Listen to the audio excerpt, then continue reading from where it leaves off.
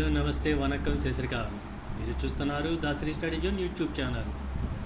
కొత్తగా వచ్చిన వాళ్ళు సబ్స్క్రైబ్ చేసుకోండి, పక్కనున్న బెల్ ఐకాన్ ప్రెస్ చేయండి, లేటెస్ట్ అప్డేట్స్ పొందండి. ఈరోజు మనం ఫస్ట్ బిఏ సెమిస్టర్ 1 హిస్టరీ విద్యార్థులు ఆదికవి నన్న యూనివర్సిటీ పరిధిలోని ఫస్ట్ బిఏ సెమిస్టర్ 1 హిస్టరీ విద్యార్థులు అందరూ కూడా చూడవలసిన వీడియో. మీరు థియరీ ఎగ్జామ్కి 75 మార్కులకి 65 మార్కులు సంపాదించాలన్నా, 65 మార్కులకు పైన సంపాదించాలన్న వీడియో మొదటి నుంచి చివరి వరకు చూడండి. ఇప్పుడు మన ఆంధ్రప్రదేశ్ ప్రభుత్వం ఇంగ్లీష్ మీడియం ప్రవేశపెట్టడం జరిగింది. ఇంగ్లీష్ మీడియంలో ఈ యొక్క వీడియోను మొత్తం తయారు చేయడం జరిగింది పీడిఎఫ్లో. మొదటి నుంచి చివరి వరకు మీరు చూస్తే ఫస్ట్ బిఏ సెమిస్టర్ 1 హిస్టరీ విద్యార్థులు 75 మార్కులకు 65 మార్కులు సంపాదించడం చాలా సులభం. అట్లాగే సివిల్ సర్వీస్ రాసే విద్యార్థులు మెయిన్స్ హిస్టరీ ఇంపార్టెంట్ క్వశ్చన్స్ కోసం, అట్లాగే గ్రూప్ 1 మెయిన్స్లో హిస్టరీ కాన్సెప్ట్ సంబంధించి జనరల్ క్వశ్చన్స్ కోసం, ఎస్ఏ క్వశ్చన్స్ కోసం కూడా ఈ వీడియో ఎంతో చక్కగా ఉపయోగపడుతుంది. కాబట్టి ప్రతి ఒక్కరు కూడా ఈ వీడియోని మొదటి నుంచి చివరి వరకు చూసి మీరు ప్రయోజనం పొందాలని నేను కోరుచున్నాను. ఓకే, మన వీడియోలోకి వెళ్ళిపోదాం. మనకి యొక్క సెమిస్టర్ 1 హిస్టరీ ఫస్ట్ బిఏ మొత్తం 5 యూనిట్లు ఉన్నాయండి. ముందుగా మనం 10 మార్క్స్ క్వశ్చన్స్ ఇంపార్టెంట్ ఏంటి ఎగ్జామ్ పాయింట్ ఆఫ్ వ్యూలో మనం చూద్దాం. ముందుగా యూనిట్ 1లో write about the salient features of the Indus valley civilization or Harappan civilization. అంటే సింధులోయ నాగరికత యొక్క ముఖ్య లక్షణాల గురించి రాయండి, లేదా Harappa civilization. This question will ask in 2 ways. Okay, it is believed that the first civilization in India began with the Aryans until the 1921 AD. క్రీస్తు శకం 1921 సంవత్సరం వరకు భారతదేశంలో తొలి నాగరికత ఆర్యులతోనే ప్రారంభమైందని నమ్మేవారు. కానీ క్రీస్తు శకం 1921 సంవత్సరంలో ఈ యొక్క సింధులోయ నాగరికత బయలుపడడం వల్ల భారతదేశంలో తొలి నాగరికత సింధు ప్రజలతోనే స్టార్ట్ అయిందని నమ్మటం జరిగింది. నేమ్ డిస్ట్రిబ్యూషన్, ఈ సింధులోయ నాగరికతకి పేరు రావడానికి కారణం ఏంటి అంటే, this civilisation is known as the Indus valley civilisation due to its prosperity in the Indus river basins, and it is also known as the Harappa Mohenjo-daro civilization as it flourished in cities such as Harappa and Mohenjo-daro. ఈ యొక్క నాగరికతని సింధులోయ నాగరికతని పిలవడానికి కారణం ఏంటంటే, ఈ నాగరికత యొక్క అభివృద్ధి అనేది సింధు నది పరివాహ ప్రాంతాలలో అభివృద్ధి చెందింది. అందువల్లనే ఈ నాగరికతని సింధులోయ నాగరికతని పిలుస్తారు. అట్లా ఈ నాగరికతని హరప్పా మొహంజోదరో నాగరికతగా పిలవడానికి కారణం ఏంటంటే, ఈ నాగరికతలో ఎక్కువ భాగం హరప్పా మొహంజోదరో సిటీస్లో బాగా అభివృద్ధి చెందడం వల్ల ఈ నాగరికతని హరప్పా మొహంజోదరో నాగరికతను కూడా పిలుస్తారన్నమాట. Characteristics of the Indus valley civilization, ఈ యొక్క సింధులోయ నాగరికత యొక్క లక్షణాలు ఏంటి అనేది మొదటి గమనిస్తే, మొదటి లక్షణం అర్బన్ సివిలైజేషన్. సింధులోయ నాగరికత అనేది పట్టణ నాగరికత అన్నమాట. ఇండస్ పీపుల్ అర్బన్ డ్వెల్లర్స్, వీళ్ళు పట్టణ వాసులు అన్నమాట సింధు నాగరికత ప్రజలు. They are very good at city building, వాళ్ళు ఏంటంటే నగర భవన నిర్మాణాల్లో ఎంతో అన్వేషణ చేయమాట వాళ్ళది. Their towns were spacious and beautiful with roads and buildings in the shape of a quadrangle. వాళ్ళ యొక్క నగరాలన్నీ కూడా ఎంతో అందంగా ప్లాన్డ్గా కట్టించారు. వాళ్ళ యొక్క రోడ్లు మనం భవనాలు గమనిస్తే చతుష్కోణాకృతిలో నిర్మించబడినమాట, అంటే మనకి చెస్ బోర్డు ఆకారంలో. Second important feature popular buildings. వీళ్ళ కాలంలో ప్రసిద్ధి చెందిన భవనాలు లేదా ప్రజాహిత కట్టడాలు ఏంటంటే, one of the most important public building of the Indus valley civilization is the great bath. సింధులోయ నాగరికతకు సంబంధించి ముఖ్యమైన ప్రజాహిత కట్టడాలలో మొదటిది ఏంటంటే గ్రేట్ బాత్, గొప్ప స్నానఘట్టం లేదా మహాస్నాన వాటిక. ఎక్కడ బయలుపడింది? మొహంజోదరో నగరంలో బయలుపడింది అన్నమాట. మనకి సింధులోయ నాగరికతకు సంబంధించి అతిపెద్ద పట్టణం ఏంటంటే మొహంజోదరో అన్నమాట. ఈ యొక్క మొహంజోదరోలోని గొప్ప స్నానవాటికలో వేడి నీళ్ళు రావడానికి కూడా ఏర్పాటు చేయడం జరిగింది. Another large structure in Mohenjodaro is the granary. అట్లాగే మొహంజోదరోలో మరి యొక్క ముఖ్యమైన కట్టడం, పెద్ద కట్టడం ఏంటంటే గ్రానరీ, అంటే ధాన్యాగారం. మనకి ఈ యొక్క సింధులోయ నాగరికతలో అతిపెద్ద పట్టణం మొహంజోదరో, అట్లాగే అతిపెద్ద స్నానవాటిక లేదా గ్రేట్ బాత్ అనేది మొహంజోదరోలో బయలుపడింది. అట్లాగే గ్రేట్ గ్రానరీ, అతిపెద్ద ధాన్యాగారం కూడా మొహంజోదరోలో బయలుపడినట్లు మనం చెప్పవచ్చు. అట్లాగే పొలిటికల్ సిచ్యువేషన్, రాజకీయ పరిస్థితులు మనం గమనిస్తే a historians view that cities such as Harappa and Mohenjodaro were ruled by క్లెచ్చి. ఒక చిత్రగాడు ఏమన్నాడంటే సింధు లోయ నాగరికతలోని పట్టణాలని మతాధిపతులు పరిపాలించారని చెప్పారన్నమాట. According to another historian the merchants rule. మరొక చిత్రగాడు ఏమన్నాడంటే వర్తకులు పరిపాలించినట్లు చెప్పడం జరిగింది.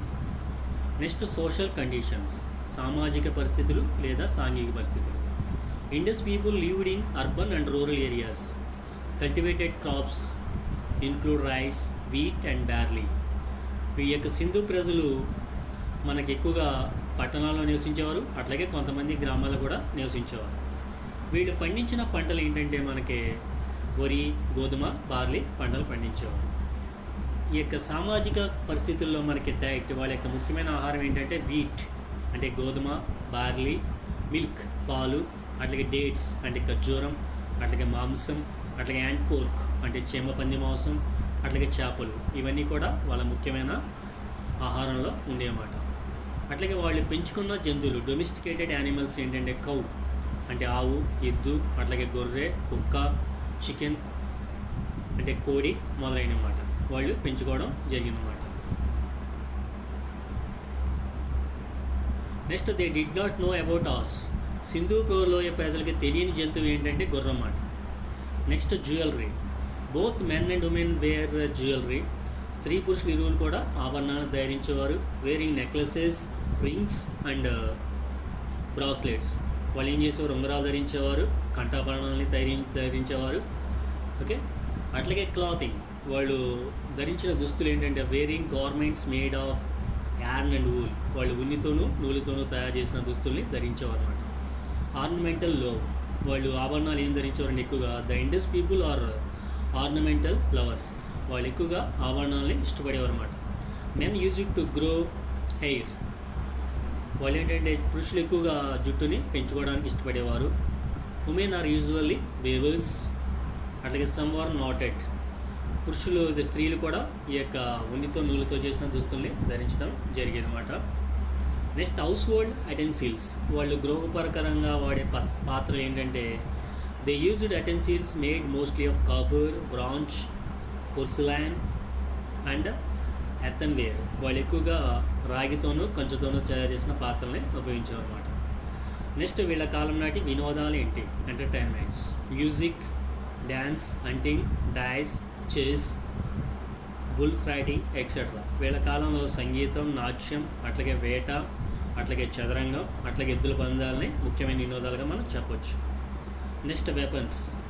సింధు లోయ నాగరికత ప్రజలు వాడిన వెపన్స్లో మనకి axe, spear, dagger, bows, swords etcetera. They did not know about iron. Which metal Indus valley people don't know అంటే iron. Which animal Indus people don't know అంటే horse.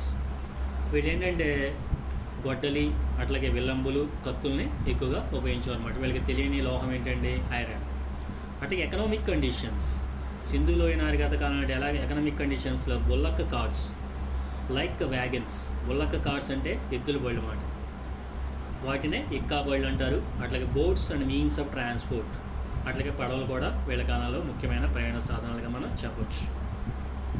They traded with foreign countries especially Sumeria, Egypt and Crete. వీళ్ళు ముఖ్యంగా విదేశీ వాణిజ్యాన్ని సుమేరియా దేశంతో, అట్లాగే Egypt దేశంతో, Crete దేశంతో చేసేవారన్నమాట. Lothal was the main port of the time. సింధు లోయ నాగరికత కాలం నాటి ముఖ్యమైన రేవుపట్నం. ఏ రేవుపట్నం నుంచి వస్తువులను ఎగుమతి దిగుమతి చేసేవారంటే లోథల్ నుంచి చేసేవారన్నమాట. ఈ లోథల్ అనేది గుజరాత్లో ఉంది, బొగోవా నది ఒడ్డున ఉందన్నమాట. Which was the port of their Indus valley people అంటే which was the port of the Indus valley people అని అడిగితే మనం లోథల్ అన్నమాట. అట్లాగే the main industries of their time for weaving, dyeing and పోస్లింగ్. వీళ్ళ కాలంలో చేనేత, అద్దకం పరిశ్రమలు అనేవి ముఖ్యమైనగా చెప్పొచ్చు అన్నమాట. Next script. The script of the Indus people is called pictography script. వీళ్ళ కాలం నాటి స్క్రిప్ట్ని ఏమంటారంటే బొమ్మల లిపిగా మనం చెప్పొచ్చు అన్నమాట. Another name for it's serpentine. మరొక పేరు ఏంటంటే మరొక పేరు సర్పలేఖనం అని పిలుస్తారు అన్నమాట. దీనికి గల మరో పేరు ఏంటంటే సర్పలేఖనం. ఇందువల్ల దీన్ని సర్పలేఖనం అని పిలుస్తారు అనేది మనం చూస్తే, the first row is return from right to left and the second row from left to right. వీళ్ళు లిపి లేదా రాసేటప్పుడు మొదటి వరుసని లేదా పంక్తిని కుడి నుంచి ఎడమకు రాసేవారు, తర్వాత రెండో వరుసని ఎడమ నుంచి కుడికి రాసేవారు. ఇట్లా రాయడం వల్ల ఇది ఒక సర్పం లేదా పాము ఆకారంలో ఏర్పడడం వల్ల దీన్ని సర్పెంటైన్ లేదా సర్పలేఖనం అని పిలుస్తారు అన్నమాట. Next religious conditions. సింధు లోయ నాగరికత కాలం నాటి ముఖ్యమైన మత పరిస్థితులు ఏంటి అనేది మనం గమనిస్తే, the chief female deity of the Indus people is mother goddess. Sindhu లోయ నాగరికత కాలం నాటి ముఖ్యమైన స్త్రీ దేవత లేదా దేవత ఎవరంటే మదర్ గాడెస్, అమ్మ తల్లి. అట్లాగే the main male deity is Pashupati. వీళ్ళ కాలం నాటి ముఖ్యమైన పురుష దేవుడు ఎవరండి? పశుపతి. మనం ఇప్పుడు ఆరాధించే శివుడితో లేదా ఈశ్వరుడితో సమానం. Also worshipped were snakes, beasts and the birth and the beach tree. అట్లాగే వీళ్ళు పాములని లేదా నాగులని పూజించేవారు. అట్లాగే వీళ్ళు రావి చెట్టుని కూడా పూజించేవారు. Which worshipped Indus valley people అంటే Indus valley people worshipped beech tree or peepal tree. రావి చెట్టుని వీళ్ళు ఆరాధించేవారు అన్నమాట. But the civilization fall or downfall, some of the regions. Historians believe that this unique civilization collapsed due to Aryan invasions. ఈ యొక్క సింధు లోయ నాగరికత అనేది పతనం అయిపోవడానికి ప్రధాన కారణంగా మార్టిమర్ వీలర్ అనే ప్రముఖ చరిత్రకారుడు ఏం చెప్పాడంటే ఆర్యుల దండయాత్రని ఒక ప్రధాన కారణంగా చెప్పాడనమాట. అట్లాగే ఫ్లడ్స్, వరదల్ని మరొక చరిత్రకారుడు ప్రధాన కారణంగా చెప్పారు. అట్లాగే చేంజెస్ ఇన్ ద ఎన్విరాన్మెంట్, పర్యావరణంలో వచ్చిన మార్పుల్ని ఒక చరిత్రకారుడు ఒక ప్రధాన కారణంగా చెప్పాడు. అండ్ ఎర్త్క్వేక్స్, అట్లాగే భూకంపాలను కూడా ఒక చరిత్రకారుడు ప్రధాన కారణంగా చెప్పడం జరిగింది. ఓకే, మీరు చూస్తున్నారు Dasari study zone YouTube channel. Subscribe చేసుకోని వాళ్ళకి సబ్స్క్రైబ్ చేసుకోండి, బెల్ ఐకాన్ ప్రెస్ చేయండి, లేటెస్ట్ అప్డేట్స్ పొందండి. ఓకే, మీరు కాంపిటేటివ్ ఎగ్జామ్స్ సంబంధించి, అకాడమిక్ ఎగ్జామ్స్ సంబంధించి ముఖ్యమైన వీడియోస్ని పొందే అవకాశం ఉంటుంది. అట్లాగే మనం యూనిట్ 1లో మరొక ముఖ్యమైన 10 మార్క్స్ క్వశ్చన్ ఏంటంటే, describe the main features of the civilisation of the Rigvedic period. మనకి ఏంటంటే ఋగ్వేద కాల నాగరికత నాటి ముఖ్యమైన లక్షణాల గురించి రాయండి. The Aryans of the Rigveda period conquered the Saptasindhu region by defeating the non Aryans in our country. They left their nomadic life and settle down. ఈ యొక్క సింధు లోయ నాగరికత ప్రజలు సప్తసింధు ప్రాంతాన్ని జయించి అక్కడ స్థిరపడ్డారు అనమాట. అక్కడ ఎవరిని ఓడించారు? ఆర్యేతరుల్ని ఓడించారు. వాళ్ళ యొక్క అనాగరిక జీవితాన్ని లేదా నోమడిక్ లైఫ్ని, అంటే ఏంటంటే స్థిర నివాసం లేకుండా ఉండే వాళ్ళ జీవితాన్ని క్యాన్సిల్ చేసుకుని అక్కడే స్థిరపడడం జరిగిందన్నమాట. అంటే సంచార జీవితాన్ని వాళ్ళు మానివేసి అక్కడే స్థిరపడడం జరిగింది. మనకి సింధులో అండి ఈ యొక్క వేదిక్ పీరియడ్, వేద నాగరికతనే మనం 2 రకాలుగా డివైడ్ చేయొచ్చు అన్నమాట. Vedic period was divided into 2 categories, early Vedic period are Rigvedic period. This period between 1500 to 1000 BC. Another classification, later Vedic period. This period occurring from 1000 BC to 600 BC. First one, now we are discussing about the Rigvedic civilization or early Vedic period. Okay, this question is important for 10 marks. మన యొక్క వేద నాగరికతలో 2 రకాలు లేదా వేద నాగరికతని 2 రకాలుగా divide చేయొచ్చు మనం. తొలి వేద నాగరికత లేదా ఋగ్వేద కాలపు నాగరికత. ఇది క్రీస్తు పూర్వం 1500 నుంచి 1000 వరకు ఉంది. రెండోది మలివేద కాలపు నాగరికత. ఇది క్రీస్తు పూర్వం 1000 నుంచి 600 వరకు ఉంది. దీనిని ఋగ్వేద కాలపు నాగరికత లేదా తొలివేద కాలపు నాగరికత అని పిలవడానికి కారణం ఏంటంటే, ఈ తొలివేద కాలపు నాగరికత గురించి తెలుసుకోవడానికి మనకి వేదాలలో అతి ప్రాచీనమైనది మొదటిదైన ఋగ్వేదం అనేది ప్రధానమైన ఆధారంగా ఉండటం వల్ల, ప్రామాణికమైన ఆధారంగా ఉండటం వల్ల దీన్ని మనం ఋగ్వేద కాలపు నాగరికతగా మనం చెప్పవచ్చు. నెక్స్ట్, ఋగ్వేద కాలపు నాగరికతలో రాజకీయ వ్యవస్థ లేదా పొలిటికల్ సిస్టమ్ అనేది ఎట్లా ఉందో మనం చూస్తే, the first Aryan government apparatus, the political system appears to be mainly tribal in nature. వీళ్ళ యొక్క రాజకీయ వ్యవస్థ ఎట్లా ఉండేదంటే తెగల పరంగా ఉండేదన్నమాట స్వభావం చూస్తే. The chief of the tribe was called Rajan. ఈ యొక్క తెగాధిపతిని రాజన్ అని పిలిచేవారన్నమాట. He had omnipotence over those tribes. ఆ తెగల మీద ఇతని యొక్క ఆధిపత్యం ఉండేదన్నమాట. His authority seems to have been limited by the Sabha, Samiti, Vidata and Gana mentioned in the Rigveda. ఈ యొక్క రాజ్యాన్ని కంట్రోల్ చేయడానికి సభ, సమితి, విధాత, గణ అనే కొన్ని సభలు ఉండేవన్నమాట. These organisations appear to have performed military and religious duties. ఈ యొక్క సభలు సైనికపరమైన అట్లాగే మతపరమైన విధులు కూడా నిర్వర్తించేమాట. The elders of the tribe were members of the Sabha. ఈ యొక్క తెగలోని పెద్దలందరూ కూడా సభలో సభ్యులుగా ఉండేవారన్నమాట. All members of the tribe are members of the Samiti. Okay, సమితిలో అయితే ఈ యొక్క తెగల్లో ఉన్న వాళ్ళందరూ కూడా సభ్యులుగా ఉండేవారు. సెట్ అన్న సమితి అన్న ఒకటేనండి. అట్లాగే non women participants in this activities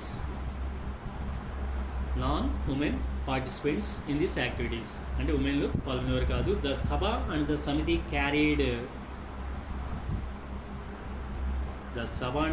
carried out legal and political functions. ఈ యొక్క సభా సమితి ఏం చేసేవంటే న్యాయపరమైన అట్లాగే రాజకీయపరమైన కార్యకలాపాలు కూడా నిర్వహించేవి. Rajan was the chief and guardian of the tribe. ఈ యొక్క రాజన్ అనేవాడు తెగకి ముఖ్యమైన అధిపతి మరియు సంరక్షకుడిగా వ్యవహరించేవాడు. So all the members of the tribe willingly paid some money for the administration of the kingdom. ఈ రాజానికి తెగలో ఉన్న సభ్యులందరూ కూడా స్వచ్ఛందంగా ఈ రాజ్యాలను రక్షించడానికి పన్ను చెల్లించేవారు అన్నమాట. This is called sacrifice. దాన్ని ఏమని పిలిచేవారంటే భాగం లేదా బలి అని పిలిచేవారు అనమాట. ఏమని పిలిచేవారు? బలి అని పిలిచేవారు. The money inherited from the war was shared equally by all the members of the tribe. వీళ్ళ యుద్ధంలో సంపాదించిన ధనాన్ని వీళ్ళందరూ కూడా సమానంగా పంచుకునేవారు అనమాట. ద వర్డ్ జన is mentioned in many places in the Rigveda. ఈ యొక్క వేదాలలో మొదటిదైన రిగ్వేదాలో ఈ యొక్క జన అనే పదాన్ని చాలాసార్లు ప్రస్తావించడం జరిగింది. The last in the administrative part is the cast. మనకి అడ్మినిస్ట్రేటివ్ పార్ట్లో చివరిది ఏంటంటే కులం లేదా కుల అంటారన్నమాట. తర్వాత గ్రామ, తర్వాత విస్, తర్వాత జన అన్నమాట. Gramani is the officer for the village. గ్రామానికి పెద్ద ఎవరంటే గ్రామణి అనే అధికారం అన్నమాట. Next social system. మనకి సాంఘిక వ్యవస్థ ఎట్లా ఉండేది అనేది మనం చూస్తే the first Arya Samaj was divided into 3 categories. ఆర్య సమాజాన్ని ఆ రోజుల్లో 3 వర్గాల కింద విభజించేవారు అనమాట. వాళ్ళ పేర్లు ఏంటంటే warriors, priests and ordinary people. యోధులు, పూజారులు అట్లాగే సామాన్య ప్రజల కింద డివైడ్ చేయడం జరిగింది. In the Rigveda the 4-fold divisions of society into the Brahmin, Kshatriya, Vaishya and Shudra. ఈ యొక్క చతుర్వర్ణ వ్యవస్థని బ్రాహ్మణులు, క్షత్రియులు, వైశ్యులు, శూద్రులుగా డివైడ్ చేయడం జరిగింది. This division depends on the skin colour or hue. చర్మం రంగు మీద ఈ యొక్క వర్ణ విభజన అనేది జరిగిందన్నమాట. ఈ సాంఘిక వ్యవస్థలో మొదటిది ఏంటంటే ఫ్యామిలీ సిస్టమ్. కుటుంబ వ్యవస్థ ఎట్లా ఉండేదో మనం గమనిస్తే joint family is the earliest Vedic social tradition. మనం ఇక్కడ ఒక విషయాన్ని గమనించాలి. ఈ యొక్క తొలి వేద కాలంలో కుటుంబ వ్యవస్థ ఎట్లా ఉండేదండి? జాయింట్ ఫ్యామిలీ అంటే ఉమ్మడి కుటుంబాలు అనేవి ఉండేమాట. The father is the eldest of the family or head of the family. మనకి సింధు లోయ నాగరికత కాలంలో కుటుంబానికి పెద్ద ఎవరంటే తల్లి. అందువల్లనే వాళ్ళ యొక్క కుటుంబ వ్యవస్థని మాతృస్వామిక కుటుంబ వ్యవస్థని పిలుస్తారు. And also that was called as matriarchal family system. అదే మనం ఆర్య నాగరికతలో తొలి ఆర్య నాగరికతను మనం గమనిస్తే వీళ్ళ యొక్క కుటుంబ వ్యవస్థలో తండ్రి పెద్ద మాట. అందువల్ల వీరి కుటుంబ వ్యవస్థని పితృస్వామిక కుటుంబ వ్యవస్థ అంటారు. Father was the head of the family. This was called as patriarchal family system. So మనకి సింధులో నాగరికత అనేది మ్యాట్రియార్కల్ ఫ్యామిలీ సిస్టమ్ లేదా మాతృస్వామిక కుటుంబ వ్యవస్థ లేదా తల్లి కుటుంబానికి పెద్ద. అదే మనకి వేద నాగరికత లేదా తొలి ఆర్య నాగరికత లేదా ఋగ్వేద కాలపు నాగరికతలో కుటుంబానికి తల్లి కాదు తండ్రి పెద్ద మాట. అందువల్ల ఇక కుటుంబ వ్యవస్థని పితృస్వామిక కుటుంబ వ్యవస్థ అంటారు, తండ్రి పెద్ద అవడం వల్ల. అట్లాగే వీళ్ళ యొక్క కుటుంబ వ్యవస్థని ప్యాట్రియార్కల్ ఫ్యామిలీ సిస్టమ్ అని పిలుస్తారు అన్నమాట. The father was called Grihapati కపుల్. ఇతను ఏమని పిలిచేవారంటే గృహపతి అని పిలిచేవారు అనమాట. అట్లాగే దంపతి అని కూడా పిలిచేవారు. People were desperate for a son. అందరూ కూడా కొడుకు పుట్టడానికి ఎక్కువగా ప్రాధాన్యత ఇచ్చేవారు, కొడుకు కోసం ఉండేవారు అన్నమాట. Next women's position. స్త్రీ యొక్క స్థానం ఏ విధంగా ఉండేది మనం గమనిస్తే ఈ యొక్క తొలి వేద కాలం లేదా ఋగ్వేద కాలంలో women have been given a better status in the society. తొలి వేద కాలం లేదా ఋగ్వేద కాలపు నాగరికతలో స్త్రీకి ఒక ఉన్నతమైన లేదా మంచి స్థానాన్ని ఇవ్వడం జరిగిందన్నమాట. Women also participated in sabha and samiti meetings. తొలివేద కాలంలోని సభా సమితి ఈ యొక్క కార్యకలాపాల్లో స్త్రీలు కూడా పాల్గొనేవారు. The wife participates in rituals with her husband. ఈ యొక్క పురుషులు భర్తలు ఎవరైతే ఈ యొక్క యజ్ఞాగాది కార్యక్రమాల్లో పాల్గొనేవారో వాళ్ళతో పాటు భర్తలతో పాటు భార్యలు కూడా పాల్గొనేవారు అన్నమాట. In the early Vedic period there were famous poets like Vishwavara and Lopamudra. తొలివేద కాలంలో ప్రసిద్ధి చెందిన కవయిత్రులు ఎవరంటే విశ్వనార అట్లాగే లోపముద్రగా మనం చెప్పొచ్చు.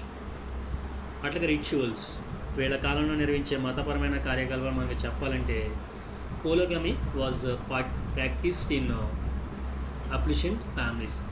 వీళ్ళ కాలంలో ఉన్న మనకి సాంఘికపరమైన దురాచారపరంగా చెప్పాలంటే ఏంటంటే కొన్ని ఫ్యామిలీస్లో బహుభార్యత్వం అనేది ఉండేదన్నమాట.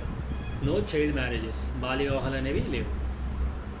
పోలీగామి అంటే ఏంటంటే ఒకే వ్యక్తి అనేక భార్యల్ని పెళ్లి చేసుకోవడం అన్నమాట. దాన్ని పోలీగామి అంటారు. అండ్ డైట్, వీళ్ళ కాలంలో ముఖ్యమైన ఆహారం ఏంటంటే వీళ్ళు వరిని తినేవారు. Eat rice, barley, milk, yogurt, butter, vegetables, fruits, meat etcetera. వీళ్ళు తీసుకునే సామాన్య ఆహారం ఏంటంటే వరి, బార్లీ, అట్లాగే పాలు, అట్లాగే వెన్న, కూరగాయలు, పళ్ళు, మాంసం తినేవారు. కాకపోతే ఏంటంటే యజ్ఞాగాది క్రతుల సమయంలో లేదా ఉత్సవాలు జరిగేటప్పుడు పండుగల ఆ టైంలో వీళ్ళు సోమ అండ్ స్వరార్ధ అనే మత్తు పానీయాలు తీసుకునేవారు అన్నమాట. మన ఈ రోజుల్లో తాగే ఆల్కహాల్తో ఇవి సమానమాట.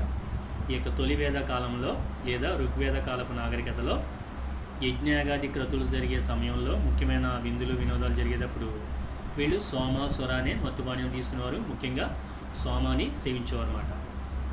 సోమ జ్యూస్ ఈజ్ ఇంకెస్టెడెడ్ డ్యూరింగ్ యజ్ఞాస్, అంటే దీన్ని ఎక్కువగా యజ్ఞాగాది క్రతుల సమయంలో ప్రజలందరూ కూడా సేవించేవారు అన్నమాట, ఒక ఉత్సవం కింద చేసుకుని. అట్లాగే క్లాతింగ్ అండ్ జ్యువెలరీ, వీరి యొక్క దుస్తులు ఆభరణాలు మనం సరిగా చెప్పాలంటే wears wool, yarn and leather clothing. వీళ్ళు ఎక్కువగా ఉన్నితో నూలుతో తయారు చేసిన దుస్తులు ధరించేవారు.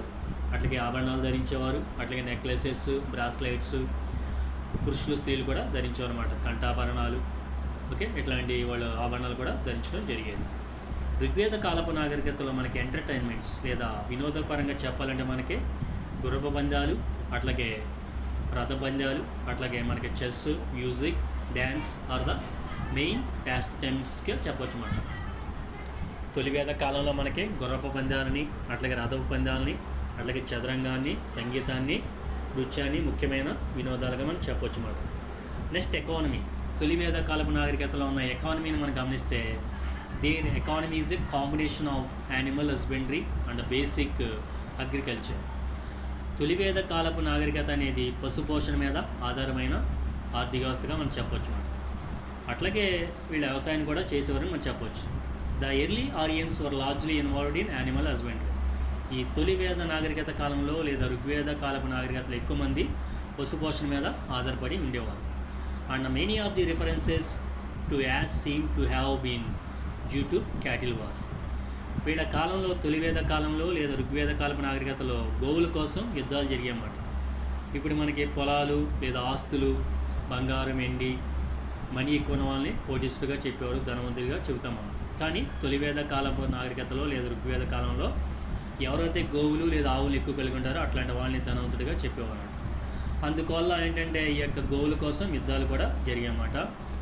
ఈ యొక్క గోవుల కోసం జరిగే యుద్ధాలని the word gavishti is used for a war in Rigveda. ఋగ్వేదంలో యుద్ధాన్ని సూచించడానికి గవిష్టి అనే పదాన్ని వాడారన్నమాట. గవిష్టి అంటే అర్థం ఏంటంటే సెర్చ్ ఫర్ క్యాటిల్, గోవుల కోసం అన్వేషణగా మనం చెప్పొచ్చు అన్నమాట. The word means search for cows. Search for cattle అంటే ఆవుల కోసం అన్వేషణ లేదా సెర్చ్ ఫర్ క్యాటిల్ పశువుల కోసం అన్వేషణ అన్నమాట. గోవులకి అంత ప్రాధాన్యత ఉండేది. It is known that giving cows as an offering to the priest and calculating the property according to the number of cows used in the cow as a standard in barter. వీళ్ళ కాలంలో ఆర్థికపరంగా చెప్పాలంటే వ్యవహారాలు జరగడానికి వస్తు మార్పిడి విధానం అనేది ఉండేది. వీళ్ళు వస్తువులు అంటే ఏంటి, ఆవులు ఇచ్చి వీళ్ళకి కావాల్సిన వస్తువుల్ని కొనుక్కునేవారు. ఆవుల సంఖ్యను బట్టి ఎవరినైనా కూడా ధనవంతుడి కింద, సంపద కలిగిన వ్యక్తి కింద క్యాల్కులేట్ చేసేవారు అన్నమాట. The early ఆరియన్స్ new agriculture. తొలి ఆర్యులకి వ్యవసాయం గురించి తెలుసు. ద ఋగ్వేద మెన్షన్స్, ఈ యొక్క ఋగ్వేద అనేది కొన్ని కుల వృత్తులను కూడా మెన్షన్ చేయడం జరిగింది. అవి ఏంటంటే కార్పెంటర్స్, వడ్రంగుల గురించి, అట్లాగే వేవర్స్, చర్మ అండి ఈ యొక్క నేత నేసేవారి గురించి, అట్లాగే తోలు పని చేసేవారి గురించి, కంసాల గురించి పేర్కోవడం జరిగింది. అట్లాగే the metal knowns to the early Aryans were copper and bronze. తొలి ఆర్యులకి తెలిసిన లోహాలు ఏంటంటే రాగి మరియు కంచు. మనకి సింధు లోయ ప్రజలకు తెలియని లోహం ఏంటంటే ఐరన్. సింధు ప్రజలకు తెలియని జంతువు గుర్రం. Next religious beliefs. తొలి ఆర్యుల కాలం నాటి మతపరమైన నమ్మకాలు మనం గమనిస్తే they are worshippers of nature. వీళ్ళు ప్రకృతి ఆరాధకులు అన్నమాట. Of these male deities predominate. వీళ్ళ కాలంలో ప్రధానమైన పురుష దేవతలు ప్రాధాన్యత కలిగి ఉండేవారు అన్నమాట. They are known to worship the deities Indra, Varuna, Agni, Surya, సోముడు, పుషన్ అండ్ సావిత్రి. వీళ్ళ కాలంలో ప్రధానమైన పురుష దేవుళ్ళు ఎవరంటే ఇంద్రుడు, వరుణుడు, అగ్ని, అట్లాగే సూర్య, సోముడు, Pushan and Savitri. Of this the first Aryan deity was Indra. తొలి ఆర్యుల యొక్క ప్రధాన దైవం ఎవరంటే ఇంద్రుడు. ఇతని గల మరో పేరు ఏంటంటే పురంధరుడు, పురంధర లేదా పురంధరుడు. పురంధరుడు అంటే అర్థం ఏంటంటే డిస్ట్రాయర్ ఆఫ్ ది పోర్ట్స్, అంటే కోటల్ని ధ్వంసం చేసేవాడు. డిస్ట్రాయర్ ఆఫ్ పోర్ట్స్ అంటే కోటల్ని ధ్వంసం చేసేవాడు అనమాట. As the practice of యజ్ఞాస్ became more common. యజ్ఞాలు చేయడం, యజ్ఞయాగాది క్రతువులు చేయడం అనేది సామాన్యంగా ఉండేది. So did the importance of fire. వాళ్ళ అగ్నికి కూడా ప్రాధాన్యత ఇవ్వడం జరిగింది అన్నమాట. అందువల్లే వాళ్ళ యొక్క గాడెసెస్లో లేదా గాడ్స్లో అగ్ని కూడా ఉన్నట్టు మనం చెప్పవచ్చు అన్నమాట. అట్లాగే మనకి ఈ యొక్క తొలి ఆరి కాలంలో అట్లా ఉండేది. నెక్స్ట్ మనకి యూనిట్ 2 గమనిస్తే, యూనిట్ 2లో ఎస్ఏ క్వశ్చన్స్లో మనకి ముఖ్యమైన క్వశ్చన్, ఇంపార్టెంట్ క్వశ్చన్ ఏంటంటే 10 మార్క్స్ క్వశ్చన్స్లో write about the teachings and life of Vardhamana Mahavir or write about Jain doctrines and teachings. మనకి వర్ధమాన మహావీరుని బోధనలు మరి యొక్క అతని జీవితం గురించి రాయమని ఇచ్చిన, జైన మత సిద్ధాంతాలు బోధనల గురించి రాయమని ఇచ్చిన 10 మార్క్స్కి ఒకటి ఆన్సర్ అండి. Jains believe that Jainism is ancient as the Vedic religion. ఈ యొక్క వైదిక మతం లాగానే ఈ యొక్క జైన మతం కూడా మనం ప్రాచీన మతంగా చెప్పవచ్చు అన్నమాట. Jain preachers and gurus are called Tirthankaras. ఈ యొక్క జైన మత గురువులు ఏమని పిలుస్తారంటే తీర్థాంకరులు అని పిలుస్తారు అన్నమాట. Tirthankara means one who builds a bridge or a guide to across the stream of life. జీవన స్రవంతిని దాటడానికి మార్గం చూపు వాళ్ళని తీర్థాంకులని పిలుస్తారు అన్నమాట. There are a total of 24 Tirthankaras in Jainism. జైనిజంలో మొత్తం 24 మంది తీర్థాంకరులు ఉన్నట్లు మనం చెప్పవచ్చు అన్నమాట. The first Jain Tirthankara was Vrishabhanath. మొదటి తీర్థాంకర పేరు ఏంటంటే వృషభనాథుడు. The 23rd Tirthankara was Parshvanatha and the 24th Tirthankara was Vardhamana Mahavir. 23, 24 తీర్థాంకులు. 23వ తీర్థాంకుడి పేరు పార్శ్వనాథుడు, 24వ తీర్థాంకుడి పేరు వర్ధమాన మహావీరుడు. The Tirthankaras from 1 to 22 were mythical man. 1 నుంచి 22 వరకు ఉన్న ఈ యొక్క తీర్థాంకులు మనం పౌరాణిక పురుషులుగా చెప్పొచ్చు. 23, 23, 24 తీర్థాంకరాస్ ఆర్ హిస్టారికల్ ఫిగర్స్. 23, 24 తీర్థాంకులు మనం హిస్టారికల్ ఫిగర్స్ అంటే చారిత్రక ప్రాముఖ్యత కలిగిన మనం తీర్థాంకులుగా చెప్పవచ్చు అన్నమాట. Next Parshvanatha. He was the 23rd Tirthankara. Historically Parshvanatha was the founder of Jainism. చారిత్రకంగా మన జైన మత స్థాపకుడు ఎవరంటే పార్శ్వనాథుడిని చెప్పవచ్చు. He was born in BC 8th century. ఇతడు క్రీస్తు పూర్వం 8వ శతాబ్దంలో జన్మించాడు అన్నమాట. He was born to the Kshatriya dynasty of Kashi king Ashvasena and rani Komala couple. ఇతడు క్షత్రియ కుటుంబంలో కాశీరాజైన అశ్వసేనుడు, రాణి ఓమల దంపతులకి జన్మించాడు అన్నమాట. ఈ lived his life as a house holder till the age of 30. ఇతడు గృహస్థుడిగా సంసార జీవితాన్ని 30 సంవత్సరాలు గడిపాడు. తర్వాత దాని renounced worldly pleasure and became a sag after 84 days of penance. తర్వాత ఇతడికి ఐక్య సుఖాల మీద వ్యామోహం తగ్గి ఇతడు ఏం చేశాడంటే 84 రోజుల పాటు ఈ యొక్క తపస్సు చేసిన తర్వాత ఇతని జ్ఞానోదయం కలిగిందన్నమాట. ద ప్రిన్సిపల్స్ ఈ believed in were the basic tenants of Jainism. ఇతడు 4 సూత్రాన్ని బోధించాడు అన్నమాట జైన మతానికి సంబంధించి. అవేంటంటే దే డు నాట్ లై, అబద్ధాలు ఆడరాదు. డు నాట్ టచ్, జీవహింస చేయరాదు. డు నాట్ స్టీల్, దొంగతనం చేయరాదు. డు నాట్ ఓన్ ప్రాపర్టీ, ఆస్తిపాస్తులు కలిగి ఉండరాదు. 23rd Tirthankara Parshvanatha died in Vanga country at the age of 100. ఇతడు ఈ యొక్క పార్శ్వనాథుడు వంగ దేశంలో 100వ ఏట చనిపోవడం జరిగిందన్నమాట. నెక్స్ట్ 24th తీర్థంకర వర్ధమాన మహావీర్ గురించి మనం చూద్దాం. Life of Vardhamana Mahavir BC 540 to 468. Vardhamana Mahavira was the real founder of Jainism. Jaina మత స్థాపకుడు అంటే మనం పార్శ్వనాథుడు చెప్పిన జైన మత నిజమైన స్థాపకుడిగా మనం వర్ధమాన మహావీరుని చెబుతామన్నమాట. ఎందువల్లంటే ఇతడే జైన మతాన్ని వ్యాప్తి చేసి అభివృద్ధిలోకి తీసుకురావడం వల్ల. వర్ధమాన మహావీర రియల్ నేమ్ వాజ్ వర్ధమాన. ఈ యొక్క వర్ధమాన మహావీరుడి యొక్క అసలు పేరు ఏంటంటే Vardhamana. He was born to Siddhartha and Trishila couple in the village of Kunda near Vaishali around 540 BC. ఈ యొక్క వర్ధమానుడు క్రీస్తుపూర్వం 540 సంవత్సరంలో సిద్ధార్థ త్రిశీల దంపతులకి జన్మించాడనమాట. వైశాలికి సమీపంలోని కుందా అనే గ్రామంలో ఇతడు జన్మించడం జరిగింది. ఎవరండి ఈ యొక్క వర్ధమానుడు? ఈ belongs to the Kshatriya dynasty. ఇతడు క్షత్రియ తెగకు చెందినవాడిగా మనం చెప్పొచ్చు. క్షత్రియ కుటుంబానికి చెందినవాడిగా మనం చెప్పొచ్చు. ఈ యొక్క క్షత్రియ కుటుంబంలో ఇతడు జ్ఞాత్రిక తెగకు చెందినవాడిగా మనం చెప్పొచ్చు అన్నమాట. ఎట్ అన్ ఎర్లీ ఏజ్ ఈ studied Kshatriya education, married A princess named Yashoda and enjoyed worldly pleasures for some time. ఇతడు యుక్త వయసు రాగానే క్షత్రియ విద్యలు నేర్చుకుని ఒక అందమైన యువరాణి అయిన యశోదని పెళ్లి చేసుకుని ఎంతో సుఖంగా సంసార జీవితాన్ని అనిపించాడు. But the next one had a daughter named Priyadarshini అనోజ్ని.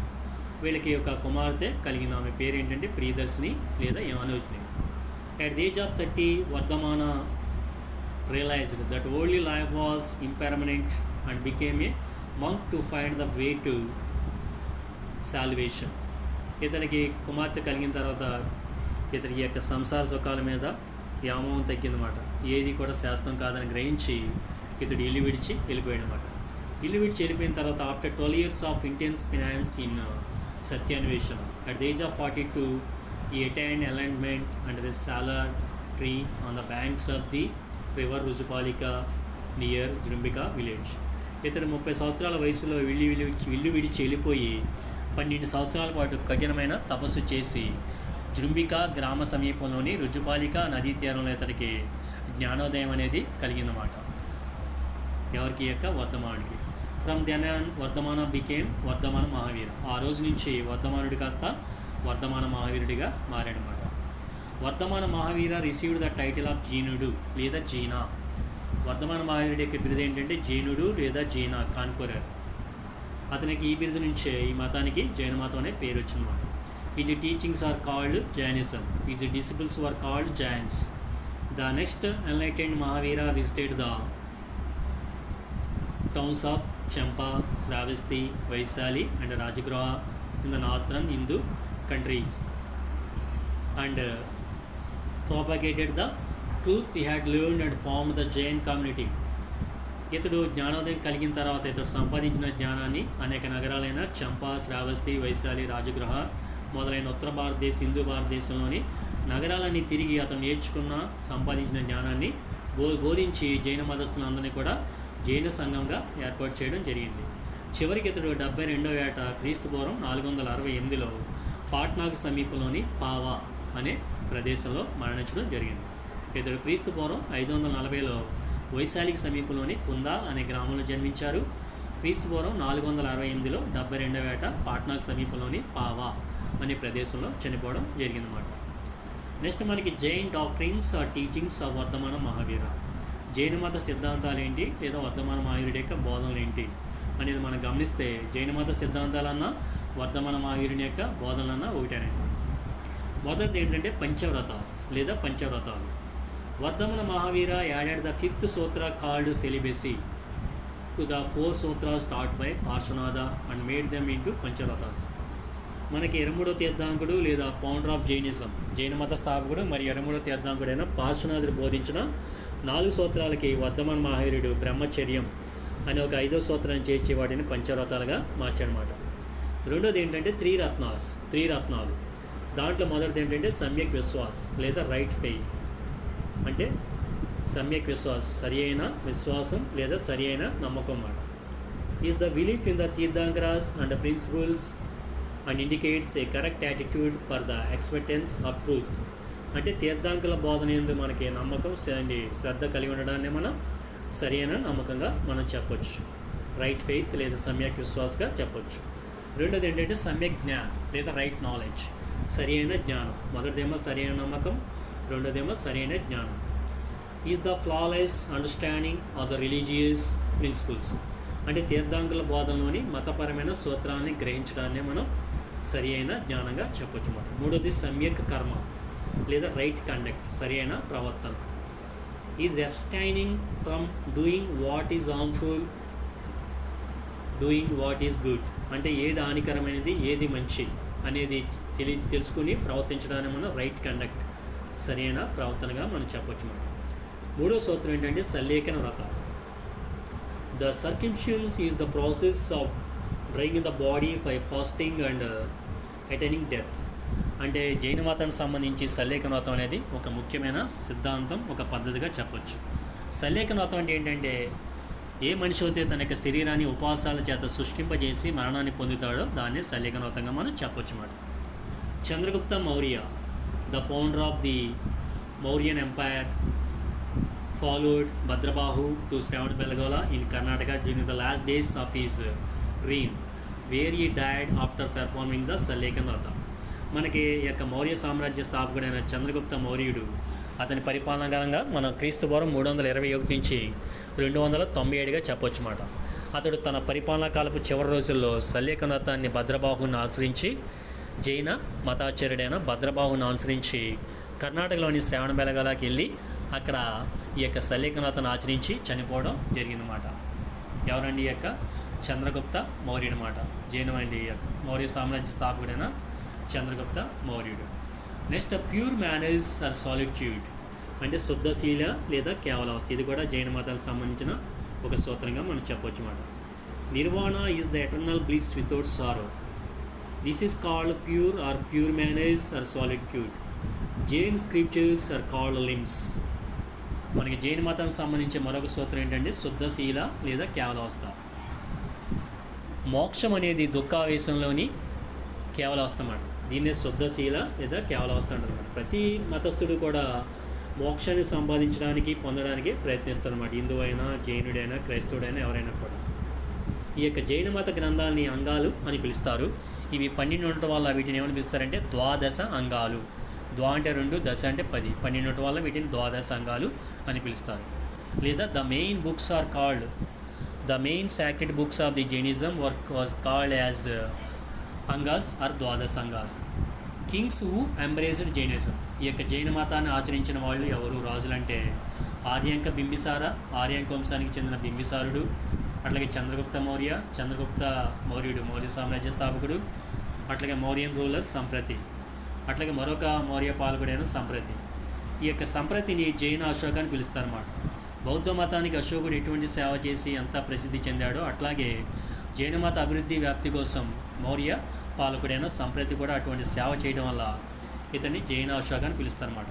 Who was called as Jaina Ashoka, Mauryan ruler Samprati.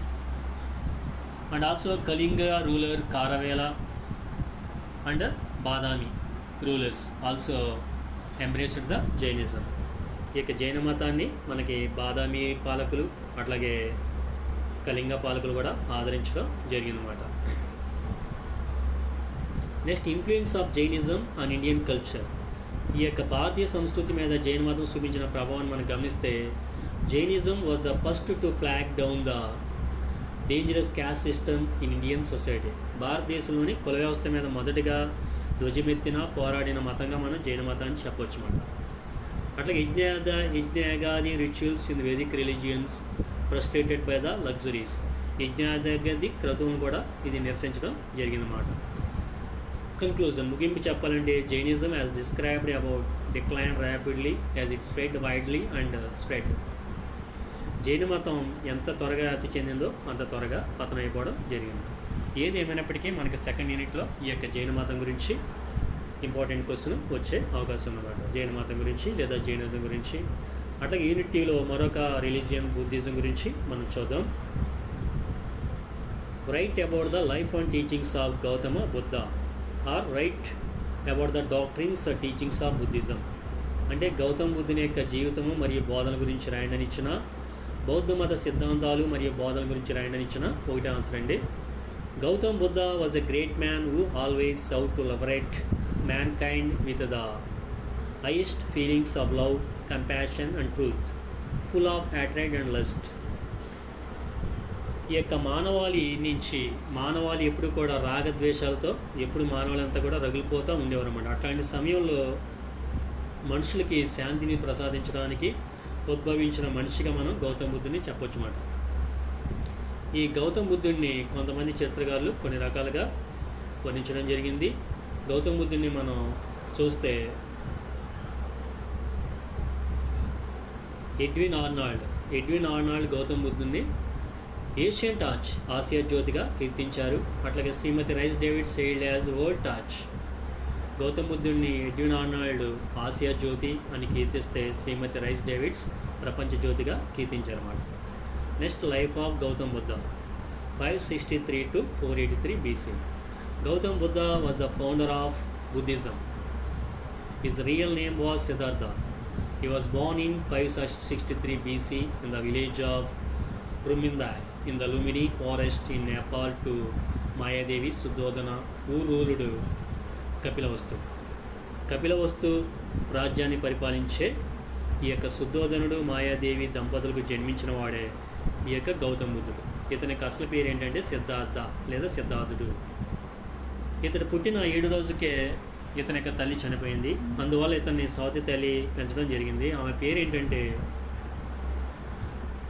Mahaprajapati Gautami. On the 7th day of his mother's death. He belongs to the Sakya tribe of the Kshatriya dynasty. ఇతడు క్షత్రియ కుటుంబంలోని శాక్య తెగకు చెందినవాడు. ఎవరు? Siddharthudu. Thus he was treated as a Sakya Singh by family name and Gautama by family name. అందువల్ల ఇతన్ని శాక్య రాజుగా పిలిచేవారు అన్నమాట. దేన్ని బట్టి? కుటుంబ నామాన్ని బట్టి. అట్లాగే ఇతన్ని గౌతమ్ అని కూడా పిలిచేవారు అన్నమాట. When he reached the age of puberty, married a princess named Yashoda. ఇతడు యుక్త వయసు రాగానే ఇతనికి అందమైన వనితైన యశోదలతో పెళ్లి చేశారన్నమాట. వర్ధమాన మహావీరుడి యొక్క భార్య పేరు యశోద, గౌతమ బుద్ధుడి యొక్క భార్య పేరు యశోధర. ఆ డిఫరెన్స్ని మనం గమనించాలి. The of Singh they had was the son of Rahul. వీళ్ళకి కలిగిన సంతానం పేరు రాహులుడు. వర్ధమాన మహావీరుడికి కలిగిన సంతానం కుమార్తె అనోజ్ఞి లేదా ప్రియదర్శిని. ఇతనికి కలిగిన సంతానం కుమారుడు పేరు రాహులుడు. One day Siddhartha saw in the streets of Kapilavastu city the form of an old man, a sick man, a corpse, a monk who had a profound effect on him. ఒకరోజు ఇతడు కపిలవస్తు నగర వీధుల్లో తిరుగుతుండగా 4 దృశ్యాలు చూశాడనమాట. వాటిని మనం ఏ విధంగా గుర్తుపెట్టుకోవచ్చు అంటే విఆర్ఎస్ సన్యాసి, వి అంటే వృద్ధుడు, ఆర్ అంటే రోగి, ఎస్ అంటే శవం, సన్యాసి. ఇట్లాగ లైన్గా చూశాడనమాట. ఆ 4 దృశ్యాలు ఇతన్ని ఎంతో ప్రభావితం చేయడం జరిగిందన్నమాట. With that he realised that the world was miserable and impermanent and decided to ascetize to find a solution to it. As a result, at the age of 29, he left his wife and son asleep in the middle of the night and went to the Mahavi Nishkraman. Went into the forest with help of a young chariot driver. This is called Mahavi Nishkraman. ఈ యొక్క గౌతమ బుద్ధుడు ఈ దృశ్యాలు చూసిన తర్వాత 4 దృశ్యాలు చూసిన తర్వాత ఇతనికి ప్రపంచం మీద ఐక్య సుఖాల మీద వ్యామోహం అనేది తగ్గి ఇతడు 29 సంవత్సరాల వయసులో ఒక అర్ధరాత్రి సమయంలో తన భార్య కొడుకుని వదిలేసి అడవుల్లోకి వెళ్ళిపోవడం జరిగింది. దాన్నే ఇల్లు విడిచి వెళ్ళిపోయిన సంఘటనే మహావి నిష్క్రమణం అని పిలుస్తారన్నమాట.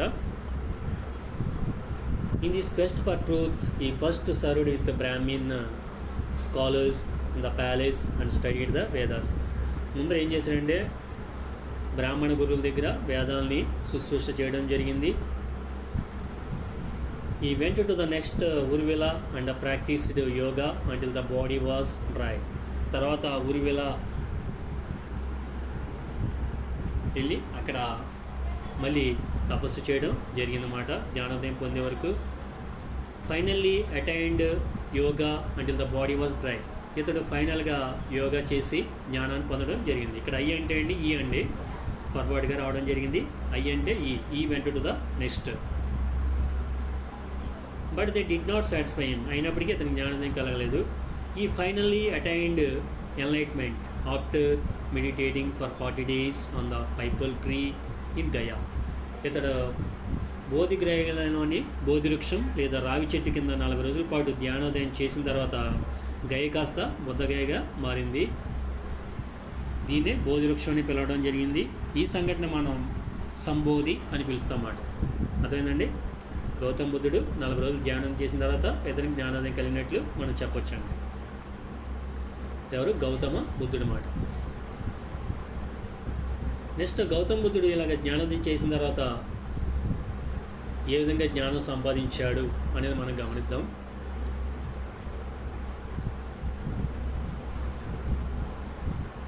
ఇతడు మొదటగా ఈ finally attained the 40 days of యజ్ఞ అని చెప్పాను. This is called the address. The Buddha first came to Varanasi and taught the knowledge he had acquired to 5 of his former companions, Brahmins, in a deer garden in Sarnath. ఇతడు సంపాదించిన జ్ఞానాన్ని మొదటగా ఉత్తరప్రదేశ్లోని సారనాథ్ లేదా వారణాసిలోని జింకల తోటలో తన పూర్వ సహచరులైన 5 బ్రాహ్మణులకి తన యొక్క జ్ఞానాన్ని బోధించాడు. దాన్ని అనిపిస్తారంటే ధర్మచక్ర ప్రవర్తనం లేదా ధర్మచక్ర బిహేవియర్ అని పిలుస్తారన్నమాట. From then on, he travelled to Kasi, Magadha, Vaishali, Kapilavastu and other places for about 45 years. ఇతడు ఈ జ్ఞానాన్ని పొందిన తర్వాత 40 సంవత్సరాల పాటు అనేక నగరాలు తిరిగి తను సంపాదించిన జ్ఞానాన్ని బోధించడం జరిగిందండి. ఏ నగరాలు తిరిగాడు అనేది మనం గమనిస్తే ఇతడు ఎవరి యొక్క గౌతమ బుద్ధుడు ఏ నగరాలు తిరిగాడంటే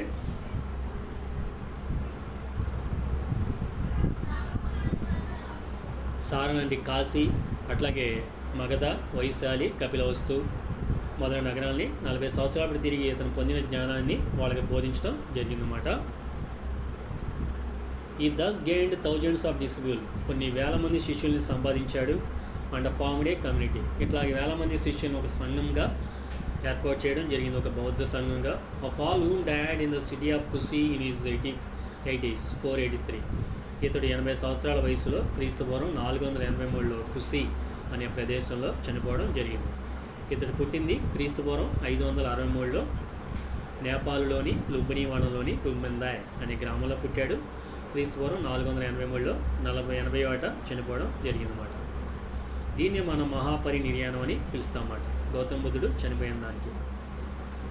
next Buddhist doctrines or teachings. Jaina మత సిద్ధాంతాలు ఏంటంటే 3 రత్నాస్. జైన మతం లాగా దీంట్లో కూడా 3 రత్నాలు ఉన్నాయి. మొదటిది బుద్ధ, రెండోది బి సంఘ, మూడోది ధర్మం. ఫుల్గా చెప్పాలంటే బుద్ధం శరణం గచ్చామి, సంఘం శరణం గచ్చామి, ధర్మం శరణం గచ్చామి. These were called as 3 ratnas of Buddhism. Second one 4 noble truths లేదా 4 ఆర్య సత్యాలు. వీటినే సంకేతాస్ అని పిలుస్తారన్నమాట. మొదటిది సఫరింగ్, అంటే ఈ ప్రపంచం అంతా కూడా దుఃఖమయం. ఇట్స్ కాజ్, దానికి ఒక కారణం ఉంది. మూడోది ఏంటంటే ఇట్స్ సెసేషన్, దాన్ని నిర్మూలించడానికి ఒక మార్గం ఉంది. And the leading to the cessation of suffering, దాన్ని నిర్మూలించడానికి ఒక మార్గం ఉంది. అదే that is the Nobel 8-fold path. దాన్ని నిర్మూలించడానికి ఉన్న మార్గం పేరే నోబుల్ 8-fold పాత్గా మనం చెప్పొచ్చు అన్నమాట. మరొక సూత్రం ఏంటంటే noble 8-fold path or the middle path. అవి ఏంటంటే 8 ఆర్య సత్యాలు లేదా అష్టాంగ మార్గాలుగా మనం చెప్పొచ్చు, లేదా మధ్య మార్గంగా మనం చెప్పొచ్చు అన్నమాట. వీటిని ఆర్య, అత్తాంగిక మార్గ లేదా అష్టాంగ మార్గాలుగా చెప్పవచ్చు. మొదటిది ఏంటంటే రైట్ అండర్స్టాండింగ్, సరైన అంటే సరిగ్గా అర్థం చేసుకోవడం అన్నమాట. నెక్స్ట్ రైట్ థాట్స్, అంటే సరైన ఆలోచన. నెక్స్ట్ రైట్ స్పీచ్, సరైన వాక్. నెక్స్ట్ రైట్ యాక్షన్, సరైన క్రియ. అట్లాగే రైట్ లైవ్లీవుడ్, సరైన జీవన క్రియ. అట్లాగే రైట్ ఎఫర్ట్, సరైన ప్రయత్నం. అట్లాగే రైట్ మైండ్ఫుల్నెస్, సరైన మనస్సు. అట్లాగే రైట్ కాన్సన్ట్రేషన్, సరైన ధ్యానం. Events, symbols of Buddha's life. Jaina మత స్థాపకుడైన గౌతమ బుద్ధునికి సంబంధించిన జీవితంలోని మనం సంఘటనలకి చిహ్నాలుగా చెబితే బుద్ధుడు పుట్టిన దానికి లోటస్ ఫ్లవర్ తామర పువ్వుగా చెప్పొచ్చు. అట్లాగే బుద్ధ లివింగ్ ఓమ్, బుద్ధుడు ఇల్లు విడిచి వెళ్ళిపోయిన దానికి మహావినిష్క్రమణానికి గుర్రాన్ని చిహ్నంగా చెప్పొచ్చు. అట్లాగే బుద్ధాస్ ఎన్లైట్మెంట్, బుద్ధుడు జ్ఞానోదయం పొందిన దానికి మనం ఏం చెప్పొచ్చు అంటే బోధి ట్రీని చెప్పొచ్చు. అట్లాగే టీచింగ్కి చక్రాన్ని మనం చెప్పొచ్చు. అట్లాగే బుద్ధుడు చనిపోయిన దానికి స్తూపాన్ని మనం చెప్పొచ్చు మాట. పుట్టిన దానికేమో తామర పువ్వు, అతడు ఇల్లు విడిచి వెళ్ళిపోయిన దానికేమో గుర్రాన్ని. అట్లాగే బోధాస్ ఎన్లైట్మెంట్ లేదా జ్ఞానోదయానికి బోధి వృక్షం, బోధి ట్రీ ఇక్కడ రాయడం వచ్చడం జరిగింది. నెక్స్ట్ మనకి అసలు గౌతమ బుద్ధుడి యొక్క అసలు పేరు సిద్ధార్థుడిగా చెప్పాం మనం. ఇతడు గౌతమ బుద్ధుడిగా మారడానికి కారణం ఏంటంటే ఇతడు 40 సంవత్సరాల పాటు గయలోని బోధి వృక్షం కింద తపస్సు చేసి కఠినమైన తపస్సు చేసి జ్ఞానోదయం పొందిన తర్వాత సిద్ధార్థుడు కాస్త బుద్ధుడిగా మారాడు. తన సవతి తల్లి అయిన మహాప్రజాపతి గౌతమిలోని గౌతమ అనే పేరు చేర్చుకోవడం వల్ల గౌతమ బుద్ధుడిగా మారడం జరిగిందన్నమాట. Next kings who supported, nurtured and developed Buddhism. ఇక జైన మతాన్ని ఆదరించి పోషించి అభివృద్ధి చేసిన పాలకులుగా మనం మొదటగా మౌర్య సామ్రాజ్య చక్రవర్తులు గొప్పవాడైన అశోకుని చెప్పుకుంటాం. అట్లాగే కనిష్క ఆఫ్ ది కుషాణ డైనెస్టీ, కుషాణలో గొప్పవాడైన కనిష్కుడు. అట్లాగే పుష్యభూతి వంశంలో గొప్పవాడైన హర్షవర్ధనుని. అట్లాగే పాల వంశరాజును కూడా మనం చెప్తాం అన్నమాట. Next reasons for the decline of Buddhism.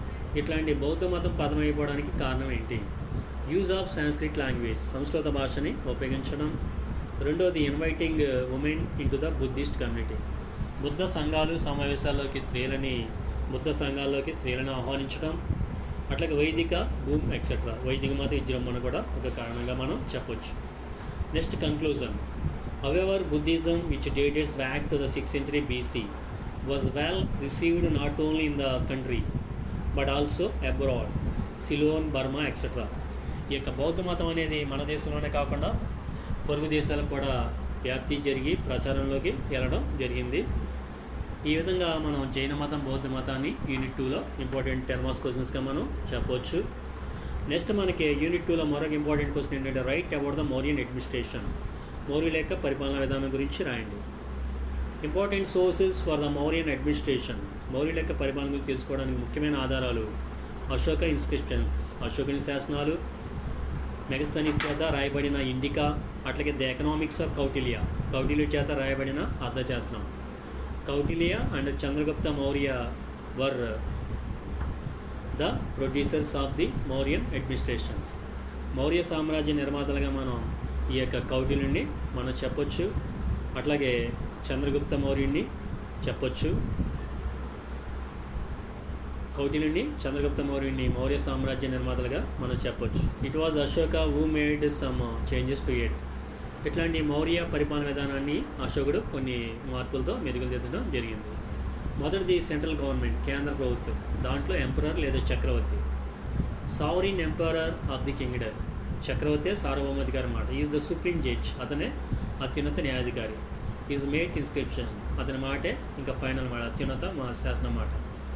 Next council of ministers, other employees, మంత్రి మండలి మరి ఇతర ఉద్యోగులను మనం గమనిస్తే వీళ్ళ యొక్క మంత్రి మండలిలో there is a council of ministers to advise and assist the emperor in the administration. It is the chief minister, ముఖ్యమైన మంత్రి, ద ప్రీస్ట్, మతగురు, అట్లాగే ద ప్రిన్స్, యువరాజు, అట్లాగే సేనాని మొదలైన వాళ్ళు. The government is divided into 32 branches and each branch is managed by a single president. ప్రతి శాఖని 32 బ్రాంచ్ల కింద divide చేయడం జరిగిందన్నమాట. ఫర్ ఎగ్జాంపుల్ ద ట్రెజరర్ అంటే కోశాధికారి. నెక్స్ట్ స్పై సిస్టమ్, గూఢచారి వ్యవస్థ కూడా వీళ్ళ కాలంలో ఉండేది. The king has unselfish and strong female body guards, he has an effective spy system. స్త్రీ యొక్క రాజుకి ముఖ్యమైన గూఢచారి దళం ఉండేది. అట్లాగే ఇతనికి స్త్రీల అంగరక్షక దళం కూడా ఉండేదన్నమాట, బలమైన స్త్రీల అంగరక్షక దళం కూడా ఉండేది. అట్లాగే స్టేట్ రూల్, రాష్ట్ర పరిపాలన మనం గమనిస్తే పరిపాలన సౌలభ్యం కోసం మౌర్య సామ్రాజ్యం అనేది కొన్ని రాష్ట్రాల కింద విభజించారు. వాటిలో ముఖ్యమైన రాష్ట్రాలు ఏంటంటే కోసల, పాటలిపుత్ర, గీర్నర్, సువర్ణగిరి, ఉజ్జయిని, కళింగ మరియు సౌరాష్ట్ర. నెక్స్ట్ మనం జిల్లా పరిపాలన గమనిస్తే ఈ యొక్క రాష్ట్రాలని కొన్ని ప్రదేశాలు లేదా ఆహారాలు లేదా సబ్జెక్టుల కింద విభజించారు. వీటిని చూసే పరిపాలకుల్ని రజ్జుకాండ్ యుక్తగా చెప్పేవారన్నమాట. Next village administration. పరిపాలనలో అతి చిన్నది లేదా చివరిది ఏంటంటే గ్రామం. దీని యొక్క అధికారి ఎవరంటే గ్రామిక. నెక్స్ట్ గోప. There is a supervisor called గోప ఆన్ 5 or 10 విలేజెస్. 5 లేదా 10 గ్రామాల మీద పర్యవేక్షణ అధికారిని గోపగా పిలిచేవారు. నెక్స్ట్ స్థానిక. ద స్థానిక సుపీరియర్ టు ద గోప. గోప మీద అధికారిని స్థానిక అని పిలిచేవారు. నెక్స్ట్ పౌర జానపద సభలు. The Mauryas convened 2 assemblies to express public opinion. ఈ యొక్క ప్రజల యొక్క అభిప్రాయాన్ని వ్యక్తం చేయడానికి 2 సభలను ఏర్పాటు చేశారు. అవి ఏంటంటే పౌరసభ, దీంట్లోనేమో నగర రాజ్య ప్రతినిధులు సభ్యులుగా ఉండేవారు. రెండోదేమో జానపద సభ, దీంట్లో గ్రామ ప్రతినిధులు సభ్యులుగా ఉండేవారు. Next revenue regiment. వీళ్ళ కాలం నాటి ఈ యొక్క రెవెన్యూ పరిపాలన మనం గమనిస్తే the main source of income for the kingdom from the villages are the landlords called bhagam and bali. వీళ్ళ కాలంలో ముఖ్యమైన ఆదాయ వనరు ఏంటంటే గ్రామ యజమానులు లేదా భూస్వాములు భాగం బలి పనులు ఇచ్చేవారు. ఇది ఎట్లా ఉండేదంటే వాళ్ళ యొక్క భూమి శిస్తు అనేది పంటలో 1/4 వంతు నుంచి 1/6 వంతు వరకు ఉండేదన్నమాట. ఇదే ముఖ్యమైన ఆదాయ వనరుగా చెప్పొచ్చు అన్నమాట. Next sacrifice means that the peasants paid the emperor for leasing government are royal lands to these peasants. ప్రభుత్వ భూమిని కూడా రైతులు కొంతమంది లీజుకు తీసినవారు. అట్లాంటి భూముల్ని సీత అని పిలిచేవారు. అట్లాగే other source of income in cities are occupational. అట్లాగే నగరాల్లో వృత్తిపరమైన వ్యాపారపరమైన అమ్మకం పన్నులు, అట్లాగే జనన మరణాల పన్నులు, అట్లాగే జరిమానాలు కూడా ముఖ్యమైన ఇతర ఆదాయ వనరులుగా మనం చెప్పొచ్చు అన్నమాట. మౌర్యుల కాలంలో ముఖ్యమైన ఆదాయ వనరు ఏంటంటే భూమి శిస్తు. పండిన పంటలో ఈ యొక్క వ్యవసాయదారులు లేదా రైతులు 1/4 వంతు నుంచి 1/6 వంతు చెల్లించేవారు. ఇతర ఆదాయ వనరులుగా నగరాల్లోని వృత్తి పనివారు, అట్లాగే మనకి వర్తకులు, అట్లాగే అమ్మకు పనని, అట్లాగే జనన మరణాల నమోదు, జనన మరణాల పన్నులు, అట్లాగే జరిమానాలు కూడా ఇతర ఆదాయ వనరులుగా మనం చెప్పొచ్చు. నెక్స్ట్ న్యాయపాలనను మనం గమనిస్తే the king of the supreme justice. రాజే అత్యున్నత న్యాయాధికారి. Is the final verdict. అతని మాటే అత్యున్నత శాసన మాట. These village elders investigated minor fights and crimes in the village. గ్రామంలో చిన్న తగాదాలని గ్రామ పెద్దలే పరిష్కరించేవన్నమాట. They are civil courts that deal with civil cases such as property and marriage disputes. ఆ కాలంలో సివిల్ కేసుల్ని పరిష్కరించడానికి సివిల్ కోర్ట్స్లు అనేవి ఉండేమాట. అవి ఏంటంటే సివిల్ కేసెస్ అనేవి ఏంటంటే అంటే ప్రాపర్టీ ఆస్తికి సంబంధించినవి, అట్లాగే వివాదాలకు సంబంధించిన వాటిని సివిల్ కేసెస్ అంటారన్నమాట. ఆస్తి తగాదాలు, కుటుంబ తగాదాలు సివిల్ కేసులుగా మనం చెప్పొచ్చు. నెక్స్ట్ మనకి సైనిక పరిపాలన అనేది గమనిస్తే మౌర్యుల యొక్క సైన్యంలో 6 లక్షలు పదార్థాలు ఉండేది. అట్లాగే 30,000 క్యావలరీ, అట్లాగే 9,000, అట్లాగే 8,000 ఏమో రథదళం. The dictatorial king is the commander in chief of the total army. ఈ యొక్క అత్యున్నత సైనికాధికారి కూడా చక్రవర్తి ఆవరించాడు మన. అత్యున్నత న్యాయాధికారిగా కానీ, అత్యున్నత పరిపాలకుడిగా కానీ, అత్యున్నత సైనికాధికారిగా కానీ రాజే ఆవరించేవాడు. అతని కింద వేరే సైనికాధికారులు ఉండేవారు అన్నమాట. There is a body of 30 members to administer military rule. చక్రవర్తి స్వయంగా చూడడానికి సైనిక పరిపాలన అతని కింద 30 మంది సభ్యులతో ఒక దళం కూడా ఉండేదన్నమాట. This association is divided into 6 sub committees. ఈ యొక్క 30 మంది 6 సభ్యుల కింద 6 గ్రూప్స్ కింద ఒక్కొక్క దాంట్లో 5 సభ్యుల కింద డివైడ్ చేయడం జరిగింది. This 6 sub communities maintain the following divisions in the army. ఈ 6 కూడా సైన్యంలో 6 భాగాలు చూసేవారు అన్నమాట. ఒకళ్ళేమో ఇన్ఫాంట్రీ పదార్థాలని, ఇంకొకలేమో నౌకా బలాన్ని, ఇంకొకలేమో ఈ యొక్క రథ బలాన్ని, ఇంకొకలేమో అశ్వబలాన్ని, ఇంకొకలేమో ఈ యొక్క రవాణాని చూస్తున్నారు అన్నమాట సైనిక పరంగా. అట్లాగే నగరపాలన చూస్తే మౌర్యుల కాలంలో ఈ యొక్క నగరపాలనకి హెడ్గా నాగరిక అనే అధికారి పిలిచేవారు. ఈ యొక్క నగరపాలనలో చూడడానికి మున్సిపాలిటీలో 30 members ఉండేవారు. ఆ 30 members కూడా ఒక్కొక్క దాంట్లో 5 సభ్యుల కింద 6 భాగాల కింద డివైడ్ చేయడం జరిగింది. దాంట్లో మొదటిది పరిశ్రమలు, రెండోదేమో విదేశీయులకి సౌకర్యాలు కల్పించడానికి, మూడోదేమో జనన మరణ లెక్కలు, నాలుగోదేమో వర్తక వ్యాపారాలు, తునికిలు కొలతలు, ఐదోదేమో వస్తువుల క్రయ విక్రయాలకు సంబంధించింది, ఆరోదేమో టారిఫ్ కలెక్షన్ సంబంధించింది అన్నమాట. నెక్స్ట్ మౌర్యుల యొక్క పాలనలో ఉన్న గుణాలు లేదా మెరిట్స్ ఏంటంటే మౌర్యుల పరిపాలనలో ఈ యొక్క సివిల్ క్రిమినల్ కేసెస్ని సపరేట్గా లేదా ప్రత్యేకంగా విచారించడం జరిగింది. ఈ యొక్క ప్రపంచ దేశ చరిత్రలో మౌర్యులకి క్రెడిట్ అనేది ఏ విధంగా వచ్చిందంటే, వీళ్ళు మనుషులకే కాకుండా పశువులకి లేదా జంతువులకు కూడా వైద్యశాలగా కల్పించిన ఏర్పాటు చేసిన ఘనత అనేది ప్రపంచ దేశ చరిత్రలో మౌర్యులకే దక్కుతుందన్నమాట. ప్రపంచ దేశ చరిత్రలో పశువులకి మనుషులతో పాటు పశువులకు కూడా వైద్యశాలలు నిర్మించిన చక్రవర్తులుగా మనం ఈ యొక్క మౌర్యుల్ని చెప్పవచ్చు అన్నమాట. కానీ మౌర్యుల పాలనలో కొన్ని లోపాలు కూడా ఉన్నాయన్నమాట. అవి ఏంటంటే, ఈ యొక్క శిక్షలు అనేవి చాలా కఠినంగా ఉండేవి. అట్లాగే అంగవిచ్ఛేదనం అనేది ఒక సామాన్య శిక్షగా ఉండేదన్నమాట. ఇది కూడా లోపంగా చెప్పొచ్చు. Mauryan rule was not a fully centralised system. మౌర్యుల యొక్క పరిపాలన అనేది పూర్తిగా కేంద్రీకృతమైనది కాదు, పూర్తిగా కేంద్రీకృతం కాదని కూడా మనం చెప్పొచ్చు అన్నమాట. అది కూడా ఒక లోపంగా చెప్పొచ్చు. ఏదేమైనప్పటికీ however the Mauryan rule is unique in the history of ancient India. ఏదేమైనప్పటికీ ప్రాచీన భారతదేశ చరిత్రలో మౌర్యుల పరిపాలనే మన ఒక ముఖ్యమైన పరిపాలన అంశంగా చెప్పొచ్చు అన్నమాట. మౌర్యులు ఒక ముఖ్యమైన పరిపాలనా విధానాన్ని అందించిన వాళ్ళగా మనం చెప్పొచ్చు. ఈ యొక్క 10 మార్క్స్ క్వశ్చన్స్ ఇంకా యూనిట్ 2లో, యూనిట్ 3, 4, 5లో కూడా ఉన్నాయండి. మిగిలిన 5 10 మార్క్స్ క్వశ్చన్స్ని మీకు నేను నెక్స్ట్ వీడియోలో మీకు అప్లోడ్ చేసి చెప్పడం జరుగుతుంది. కాబట్టి మీరు నెక్స్ట్ వచ్చే ఈ యొక్క ఫస్ట్ BA సెమిస్టర్ 1 సంబంధించిన నెక్స్ట్ 2 వీడియోలు వస్తాయండి. నెక్స్ట్ 10 మార్క్స్, మిగిలిన 5 మార్క్స్ ఒక 5 క్వశ్చన్స్ ఒక వీడియో కింద, అట్లాగే 5 మార్క్స్ క్వశ్చన్స్ ఒక వీడియో కింద పెడతాను. అవి కూడా కంపల్సరీ చూడండి. సో ఈ వీడియోలో మీకు ముఖ్యమైన 10 మార్క్స్ క్వశ్చన్స్ 5 చెప్పడం జరిగింది. మిగిలిన ముఖ్యమైన 10 మార్క్స్ క్వశ్చన్స్ 5 ఉన్నాయి. అవి నెక్స్ట్ వీడియోలో చెబుతాను. తర్వాత వీడియోలో ముఖ్యమైన 5 మార్క్స్ క్వశ్చన్స్ అన్నీ కూడా చెప్పడం జరుగుతుంది. కాబట్టి నెక్స్ట్ వచ్చే ఈ యొక్క 2 వీడియోస్ని కూడా మీరు చూసి ఈ యొక్క సబ్జెక్ట్లో మీరు 75కి 65 మార్కులు లేదా 65 మార్కుల పైన సంపాదించాలని కోరుచున్నాను. Okay, thank you.